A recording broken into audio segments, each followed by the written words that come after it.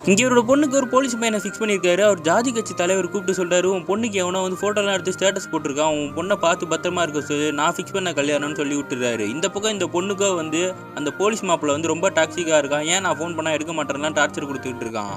அவங்க அப்பா கிட்ட ஹீரோயின் சொல்கிறா, எனக்கு இந்த பையனை பிடிக்கலப்பா, அந்த கல்யாணத்தை நிறுத்திடலான்னும் போது எங்கள் அப்பாவுக்கு வந்து சந்தேகம் வருது. இந்த பொண்ணு வந்து அந்த ஸ்டேட்டஸ் போட்ட பையன் கூட ஓடி போயிடுவாளான்னு அதை பற்றி கேட்டால் அந்த பொண்ணு சொல்கிறா, அவன் என் காலேஜ் சீனியரு, நான் லவ்வே பண்ணல, அவன் என்னை டார்ச்சர் பண்ணிக்கிட்டு இருக்கான், நீங்கள் அதெல்லாம் கண்டுக்காதீங்கன்னு உடனே உங்கள் அப்பா அம்மா சந்தேகப்படுறாங்க.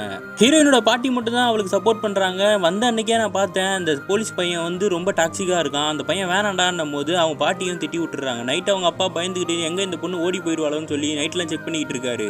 அடுத்த நாள் 2 பேர் வந்து ஹீரோ நிச்சயதார்த்தத்துக்காக வீட்டெல்லாம் க்ளீன் பண்ணி பெயிண்ட் அடிக்கிறதுக்காக செவுத்தை வந்து க்ளீன் பண்ணிக்கிட்டு இருக்கானுங்க வாட்டர் ப்ரெஷரை வச்சு. அப்போ அந்த பாட்டி செக் பண்ணுறதுக்காக வராங்க, ஹார்ட் அட்டாக் ஆகி கீழே விழுந்துடுறாங்க. அப்போ இவங்க தண்ணி அடிக்கிறதுக்காக இந்த ப்ரெஷர் எடுத்து மேலே அடிச்சிடறானுங்க. எல்லாரும் சேர்ந்து ஹாஸ்பிட்டலுக்கு கூப்பிட்டு போய் அந்த பாட்டி செக் பண்ணிக்கிட்டு இருக்காங்க. நர்ஸு வந்து அந்த பெயிண்டருங்கிட்ட கேட்குறாங்க, பாட்டி மேலே ஏன் இவ்வளோ தண்ணியாக இருக்குது, யார் அடிச்சதுன்னு சொல்லி. பக்கத்தில் இருக்க இன்னொரு பெயிண்டர் வந்து அவனை பயமுட்டி விட்டுறான், நீ ப்ரெஷர் அடிச்சு விட்டதுனால தானே அந்த பாட்டிக்கு என்னமோ ஆயிடுச்சு போலன்னு. ஹீரோயினோட சித்தப்பாவை கறி வாங்கிட்டு இருக்கும் போது ஃபோன் வருது, இந்த மாதிரி பாட்டி கேர் அட்டாக் வந்துருச்சுன்னு சொல்லி. பின்னாடி உட்காந்துருக்கவன் சொல்கிறான், இந்த மாதிரி கறி வாங்கிட்டு போறீங்களே, இது வேஸ்ட்டாக போயிடலாம், என்கிட்ட கொடுங்கன்னு. அந்த கறி எடுத்துகிட்டு போயிட்டு இருக்கும் போது இந்த லைட்டு செட்டு போடுறவன் கேட்குறான், என்ன ஆச்சுன்னு. இந்த மாதிரி ஹார்ட் அட்டாக் வந்து பாட்டி சாவ கிடக்குறாங்கன்னு உடனே இவனும் லைட் செட்டு சேரெல்லாம் எடுத்துகிட்டு அந்த வீட்டுக்கு போடுறதுக்காக போகிறான்.